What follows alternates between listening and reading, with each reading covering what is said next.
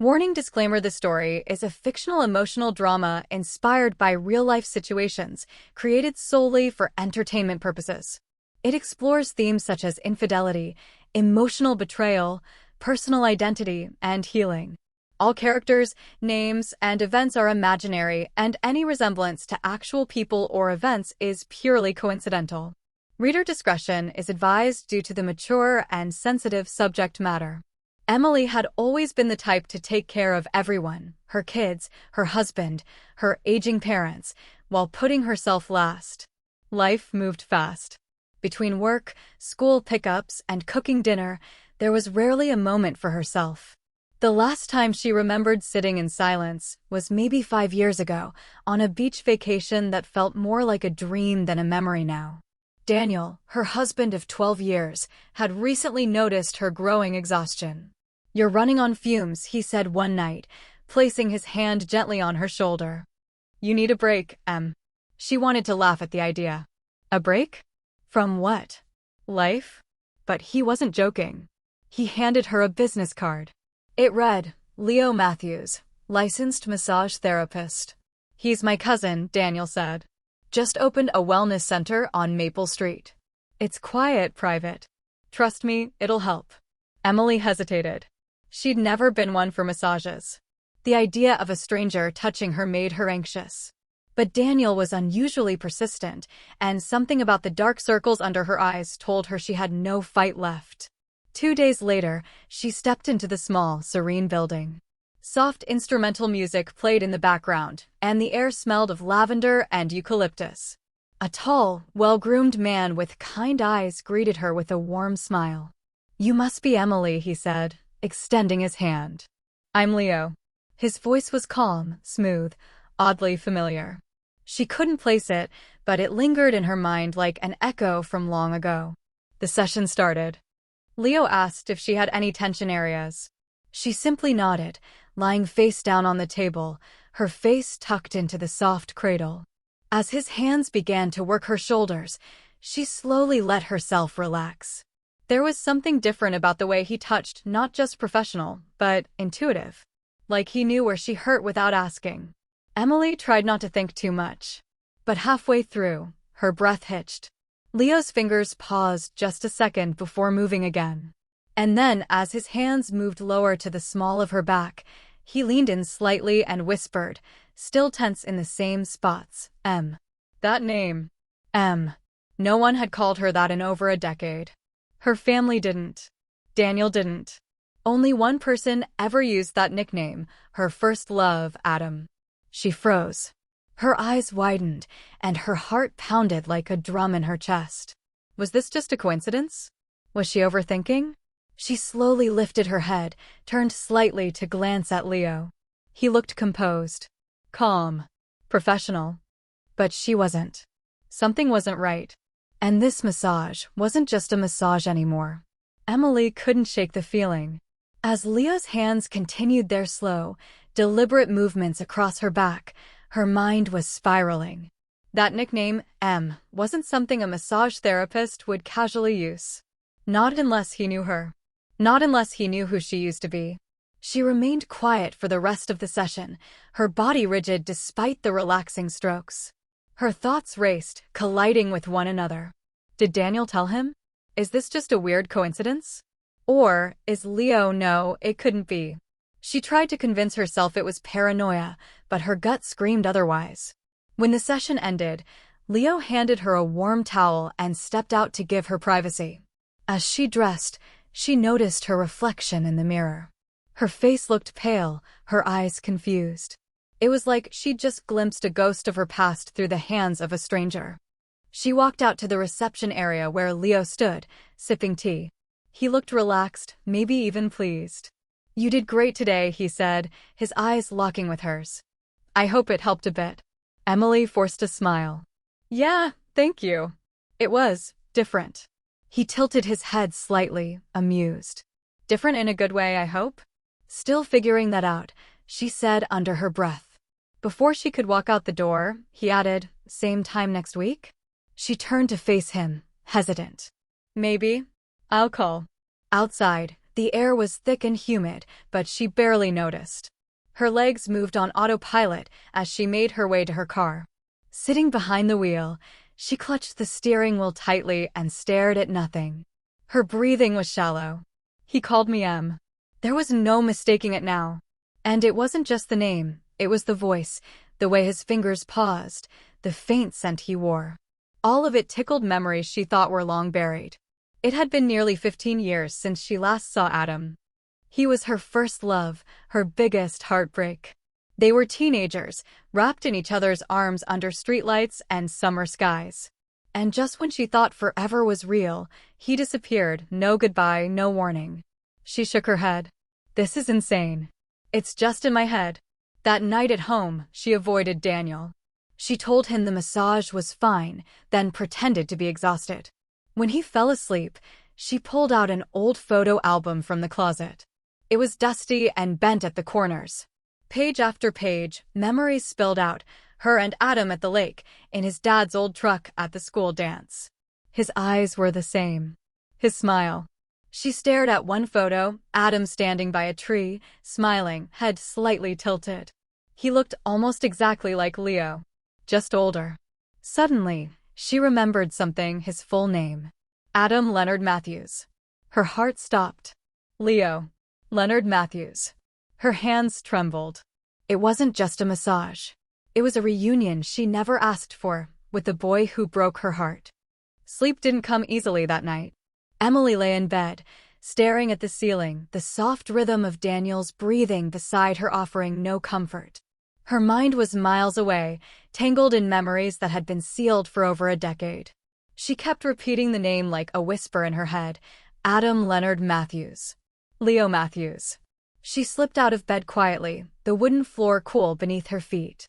In the hallway closet, behind old winter coats and boxes labeled Christmas, she found the dusty trunk she hadn't opened in years. Inside were fragments of another life, yearbooks, notes, and letters she had kept like scars that never fully healed. Her fingers fumbled through yellowed paper until they landed on a small folded note. It was creased, faded, and smelled faintly of cologne she hadn't smelled since she was 19. The handwriting was unmistakable. Dear Em, I know I don't deserve your forgiveness, and maybe I never will. But I promise you, someday you'll understand why I had to leave. You're the only real thing I've ever known. Adam L. Matthews. Emily's chest tightened. There it was, his full name. It wasn't a coincidence. Leo wasn't just a charming therapist. He was him. The one who had vanished without explanation. And now he was massaging her back and whispering childhood nicknames like time hadn't ripped them apart. She went online and searched for Leo Matthews. His spa came up immediately, glowing reviews, professional headshots. Everything looked clean and calculated. But there were no personal details. No Facebook, no Instagram. It was as if Leo didn't exist before 2 years ago. She turned to Daniel's laptop, driven by a sudden urgency. Daniel had said Leo was his cousin, that they grew up together. But Emily had been with Daniel for over a decade, and she'd never once heard about a cousin named Leo. She clicked through Daniel's Facebook family list. Dozens of names. Aunts. Uncles. But no Matthews. Her heart sank. Why would Daniel lie? The next morning, over breakfast, she kept it casual. Hey, what's Leo's full name again? Daniel didn't flinch. Leo Matthews. Why? No reason, she replied, forcing a smile. Just curious. But inside, everything was unraveling. Later that day, Emily called the spa under the pretense of booking a follow-up. A woman answered. Maple Wellness, this is Jordan. Hi, is Leo available? I'm sorry, he's with a client. Would you like to leave a message? Actually, could you tell me something? Just out of curiosity. Does Leo go by any other name? Like Adam. There was a pause. A heavy one. I'm not sure what you mean, ma'am. Emily's heart thudded. She tried to play it off. Oh, never mind. Thanks. She hung up. But the damage was done. Now she wasn't just confused, she was certain. Leo was Adam. And if that was true, there was only one question left that mattered. Why was he back, and what did Daniel have to do with it? Emily couldn't take it anymore. The pieces were lining up too perfectly to be ignored. Leo was Adam. Her Adam. The boy who had once made her feel like she was the only person in the world, and the same boy who had broken her by vanishing without explanation. But now he was back. Wearing a different name, carrying a different identity, and most disturbingly, brought back into her life by Daniel. That evening, when the kids were watching cartoons and Daniel was cleaning up in the kitchen, she finally asked the question that had been burning in her mind. "Hey," she said casually, leaning on the counter. "How close were you with Leo again?" Daniel looked up, rinsing a glass. "Why? I was just thinking, you never mentioned him before. Ever.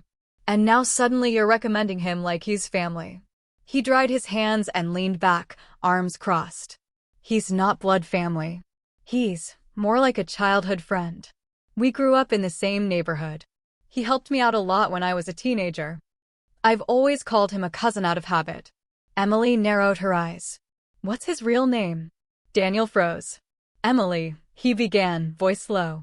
"Tell me the truth. His name isn't Leo, is it?" Daniel looked away, jaw tightening. "No. His name used to be Adam. Adam Matthews." The room went silent. Emily's heart sank. It was true. Her instincts had been right all along. She stared at Daniel, voice barely above a whisper. "You knew?" Daniel sighed, his voice full of guilt. "Yes. I recognized him when he moved back to town last year. He reached out to me first. Said he changed his name, left everything behind. He was trying to start over. I didn't know how to tell you. I thought, maybe it didn't matter anymore." "Didn't matter?" Emily snapped. "You let me walk into that room, lie down on that table, not knowing I was in the hands of the man who ghosted me for 15 years? You thought that wouldn't matter." Daniel stepped forward, trying to explain. "I wanted to see if you still cared. If you'd react. I was stupid. Insecure. I've seen how distant you've been, how tired, how unhappy. And then I found your old journals last year."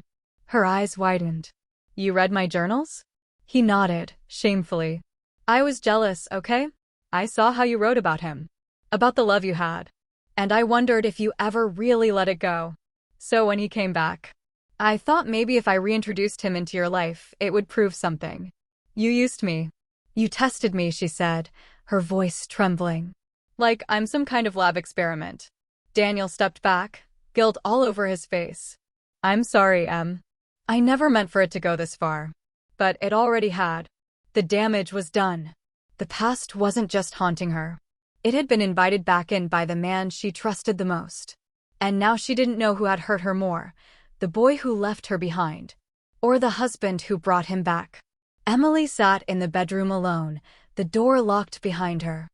The walls felt as if they were closing in, her chest heavy with betrayal, not just from Adam, now Leo, but from Daniel, the man who was supposed to be her safe place. She tried to process what Daniel had said. That he knew. That he had read her private journals. That he had orchestrated her reunion with the man who'd shattered her heart. How long had he doubted her love? How long had he been watching her with suspicion instead of trust? Emily picked up her wedding photo from the nightstand. Her smile in the picture looked genuine, youthful, full of hope. But now she wondered how much of her marriage was built on trust, and how much was built on Daniel's fear of never being enough. Later that night, Daniel knocked on the bedroom door. "Emily, can we talk?" he said softly. She opened it, not out of forgiveness, but because she needed to hear it all. He entered slowly and sat on the edge of the bed. "I know what I did was wrong," he began, staring down at his hands. "But when I found those journals, I didn't recognize the woman in them. She was in love with someone who wasn't me. You were alive in those pages. And I hadn't seen that version of you in years." Emily folded her arms tightly. "That's because life happened, Daniel. Kids. Work. Pressure. You think I stopped loving you because I wrote about my past?" He looked up, eyes tired. "I think part of you never stopped loving him." She exhaled sharply. "Even if that were true, why would you set me up like that? Why let him touch me? Whisper to me? Let him be the one to wake up all those memories?" "I thought I was in control," Daniel confessed. "I thought I could prove to myself that you'd never fall for him again. That whatever you had back then, it was long gone." She looked at him, pain hardening her voice. And what if I had fallen for him again? What if I hadn't recognized him in time? Daniel looked at her, eyes watering. Then I would have deserved it. The room fell into silence. Do you love him? He finally asked. Emily looked away. I don't know. That was the truth and the most terrifying part of all. She hadn't spoken to Leo since the massage, but his presence was still echoing in her mind. Not just because of who he used to be, but because of how easily her body had remembered him. How natural it felt.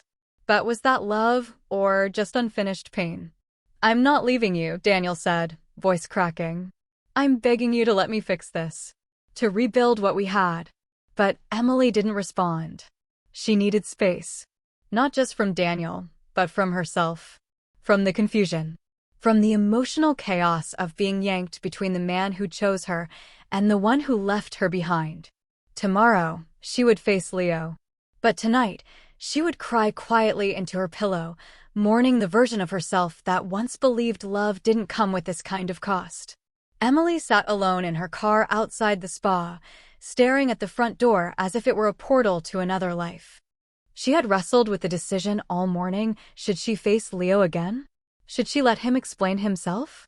Part of her didn't want to relive the past. But another part, the wounded part, needed closure. She walked in slowly, the scent of lavender and eucalyptus triggering everything she had tried to suppress. Jordan, the receptionist, smiled and nodded her toward the hallway. Leo was waiting. He stood when she entered the room, nerves evident in his posture. There was no table this time, just two chairs facing each other. This wouldn't be a session of healing touch. This would be a conversation drenched in emotional scars. I didn't think you'd come, he said quietly. I almost didn't, Emily replied, sitting across from him. But I think we both deserve honesty. He nodded, his jaw tense. I owe you the truth. She leaned forward. Why did you disappear? He closed his eyes for a moment, then began. Back then, my dad got into serious trouble, drugs, debt, people threatening our family. My mom sent me away to live with relatives in another state overnight. There was no time. No goodbye. I wanted to call, right? But they took my phone, watched everything. And after months, I just disappeared into a new life. Eventually, I changed my name, went into therapy school. Tried to forget. Emily's chest ached. You forgot me? No, he said firmly. I never forgot you. Not for a second. She looked away, tears welling in her eyes. So why not tell me who you were when I walked in here? I panicked. Seeing you again, it was like a dream. I thought maybe it was fate. But then I saw the ring on your finger. Heard you say your husband's name. And I realized Daniel knew. Emily's eyes shot back to him. You both kept it from me. Leo nodded shamefully. He asked me not to say anything. He said you were struggling. He said I could help in a way he couldn't. And you agreed? She snapped. Just like that. I thought maybe helping you would be enough. Even if you never knew who I was. He leaned forward, voice cracking. But the moment I touched you, I knew I still loved you. And that ruined everything. Tears slid down her cheeks. You don't get to say that. Not after vanishing. Not after this. I know, he whispered. But I need you to know it wasn't your fault. And I didn't come back to destroy anything. I just wanted to be near you. Even if from a distance. Emily stood up, overwhelmed. Her heart was splitting in two. Her marriage was hanging by a thread. Her past was bleeding into her present. I don't know what I feel right now, she admitted. But I know I need to feel it alone. Leo didn't stop her as she left.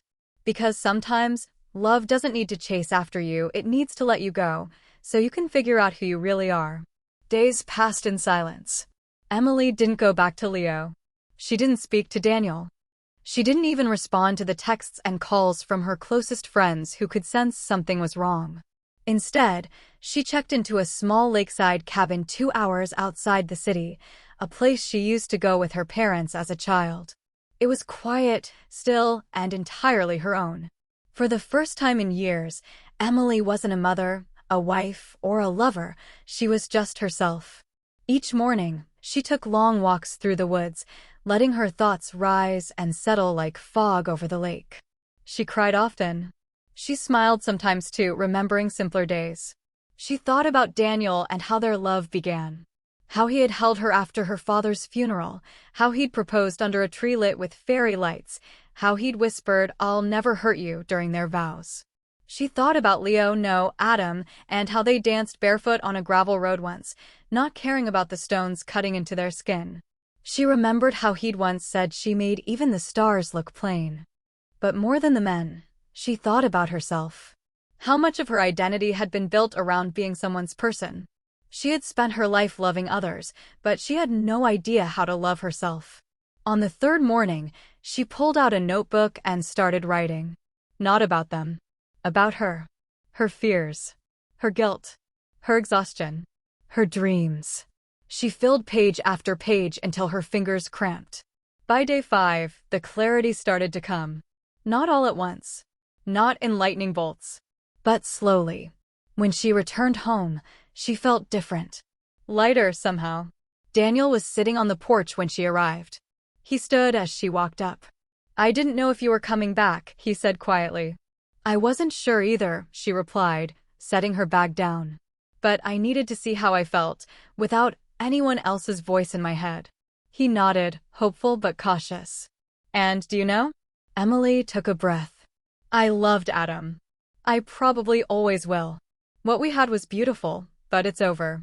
It was over the moment he walked away, and even if his reasons were valid, the scars never faded. Daniel stepped forward slightly, eyes glimmering. "And us?"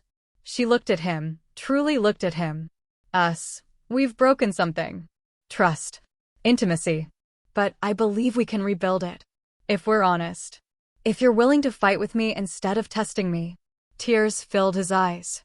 "I am. I swear. I'm not going to pretend everything's okay," she said firmly. "I need time. We need therapy. Boundaries. But I'm willing to try." He reached out. She let him take her hand gently, like a man afraid to lose it again. Later that night, she wrote Leo a message. Not to restart anything, but to end it properly. "Thank you for showing me a part of myself I forgot.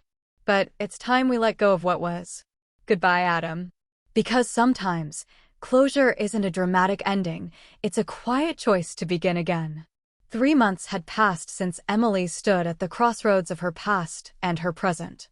Life hadn't returned to normal, it had transformed. She and Daniel had started couples counseling. At first, the sessions were painful. Tense silences. Tears. Accusations.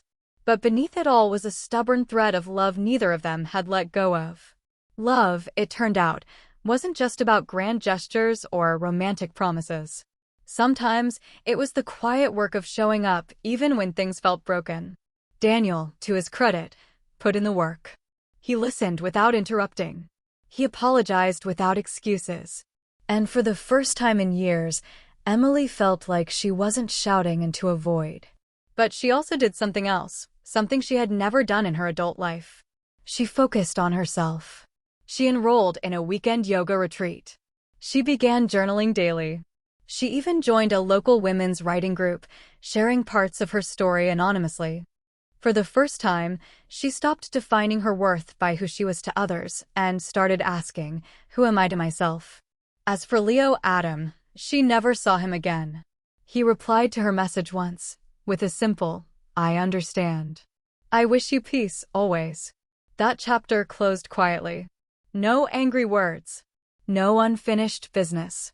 Just a mutual acceptance that their love had belonged to a different time. One Sunday afternoon, as Emily stood in the kitchen making tea, her daughter came in and wrapped her arms around her waist. "Mommy, you smile more now," she said. Emily froze for a moment, then smiled down at her. "Do I?" The little girl nodded. "Yeah, like real smiles." It hit her like a wave. The pain, the confusion, the choices, it had all led here. To this moment of genuine, simple joy. She bent down and hugged her daughter tightly. Later that evening, she sat on the porch with Daniel. They sipped wine under the string lights she'd insisted on putting up. The silence between them was no longer heavy. It was peaceful. "Do you regret anything?" he asked softly. Emily thought for a long moment. "No," she said finally. "Because regret means I wish it hadn't happened." And while I hate how it hurt, it showed me what needed to be fixed. Not just between us, but inside me. He nodded, eyes warm. Do you think we'll make it? He asked. I think we already are, she replied. Because healing isn't always loud. Sometimes it's in the smallest steps, the honest conversations, the boundaries respected, the space given. It's in choosing each other over and over, but not before choosing yourself. The massage had exposed a secret no one was ready for. But it also exposed something more powerful, a woman rediscovering her strength, a marriage being rebuilt on truth, and a future that no longer lived in the shadow of the past. 79.